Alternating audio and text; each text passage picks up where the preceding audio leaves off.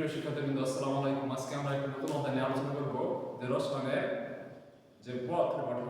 তৃতীয় অধ্যায় পদার্থের গঠন নিয়ে আলোচনা করব। এখানে আছে কি মৌলিক পদার্থ। মৌলিক পদার্থ কি বা মৌল কি, এটা আসে যে মৌলিক পদার্থ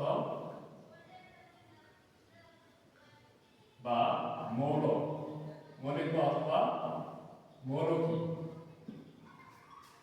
যে কোনো পদার্থ লাগবে সেই পদার্থ ছাড়া অন্য কোনো পদার্থ যদি না পাওয়া যায় তাকে কি বলা হয়? মৌলিক পদার্থ বা মৌল বলা হয়। যে দেখো যে কোনো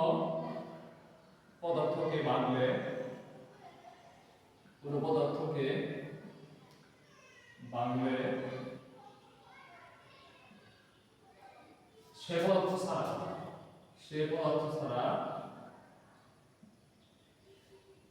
আর অন্য কোনো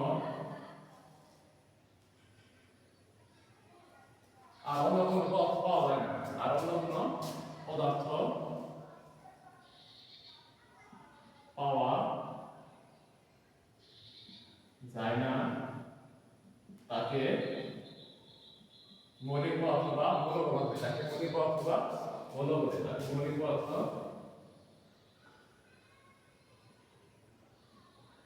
মৌলিক পদার্থ বা মৌল বলে। এখন পর্যায় সারণীতে 108টা মৌলিক পদার্থ বা মৌল আছে। যে পর্যায় সারণীতে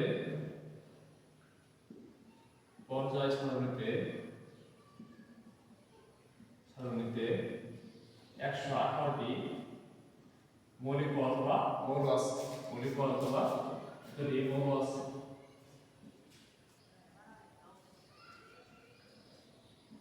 এখানে যে মৌলিক পদার্থের ভিতরে যে আমরা যদি ধরি অক্সিজেন কি O2, এই অক্সিজেন যদি আমরা ভাঙি, অক্সিজেন ছাড়া আর অন্য কোনো পদার্থ পাওয়া যাবে না।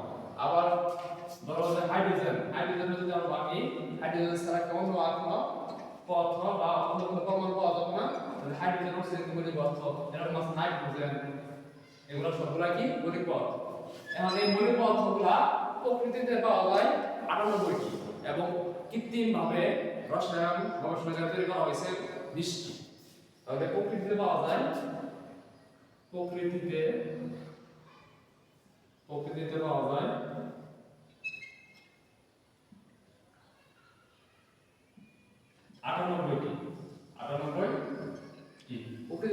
98টি এবং কৃত্রিম মৌল হলো 20টি। তাহলে 98 আর 20 কত? 118। এতটি কৃত্রিমভাবে তৈরি করা হয়েছে। রসায়ন গবেষণাগারে এই 20টি মৌল তৈরি করা হয়েছে। আর আমাদের মানব দেহে 26 ধরনের ভিন্ন ভিন্ন মৌল আছে। 26 ধরনের ভিন্ন ভিন্ন মৌল আছে। যে মানব দেহে বা মানুষের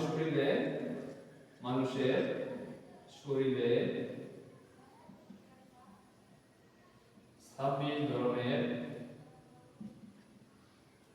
ভিন্ন ভিন্ন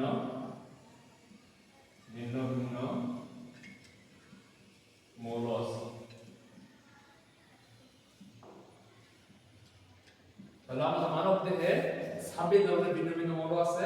প্রকৃতিতে পাওয়া যায় 98টি মৌল, কৃত্রিম মৌল হলো 20টি। আর পর্যায়ক্রমে মোট মৌল কয়টা আছে? 118। এই পর্যন্ত আবিষ্কৃত মৌলের সংখ্যা 118টি মৌল আছে। তাহলে এখন আমরা বলবো যে যৌগিক পদার্থ কি? যৌগিক পদার্থ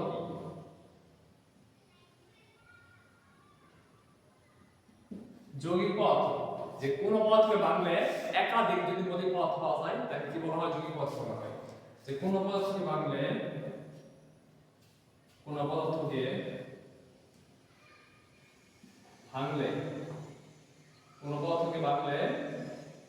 একাধিক মৌলিক পদার্থ পাওয়া যায়। একাধিক মৌলিক পদার্থ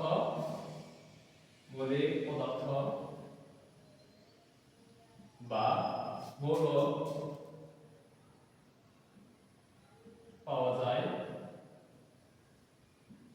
একাধিক মৌলিক পদার্থ বা মৌল পাওয়া যায়, তাকে যৌগিক পদার্থ বলে। তাকে কি বলে? যৌগিক পদার্থ বলে। তাকে যৌগিক পদার্থ বলে।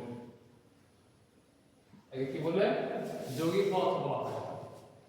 যে কোনো পদার্থের ভাঙলে একাধিক মৌলিক পদার্থ বা মৌল পাওয়া যায় তাকে যৌগিক পদার্থ বলা হয়। যেমন পানির সঙ্গে কি H2O, পানির অণুটা যদি আমরা ভাঙি, এখানে পানির ভাঙলে যে দুইটা মৌলিক পদার্থ আছে পানির ভিতরে, একটা কি আছে হাইড্রোজেন, একটা কি আছে অক্সিজেন। পরমাণু সংখ্যা হিসেবে যে পরমাণু হাইড্রোজেন পরমাণু আছে দুইটা আর অক্সিজেন পরমাণু আছে একটা, কিন্তু মৌলিক পদার্থ এখানে কয়টা আছে? দুইটা মৌল আছে, হাইড্রোজেন আর অক্সিজেন আছে। তাহলে পানি কি একটা যৌগিক পদার্থ, দুইটা মৌলিক পদার্থ সমন্বয় করেছে। তাহলে পানি কি হাইড্রোজেন ও অক্সিজেন মৌলিক পদার্থের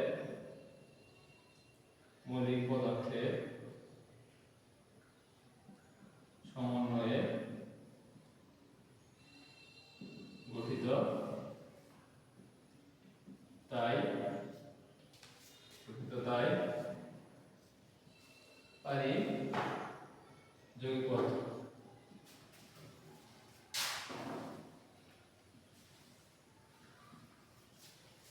তাহলে আজকে আমরা যে টপিকটা পড়লাম, পরবর্তী টপিক নিয়ে আমরা কি হাজির হব। যে এইগুলো যদি বুঝে থাকো তাহলে কমেন্ট বক্সে কমেন্ট করে জানাবে যে ক্লাসটি বুঝতে পারছো। সবাইকে আসসালামু আলাইকুম।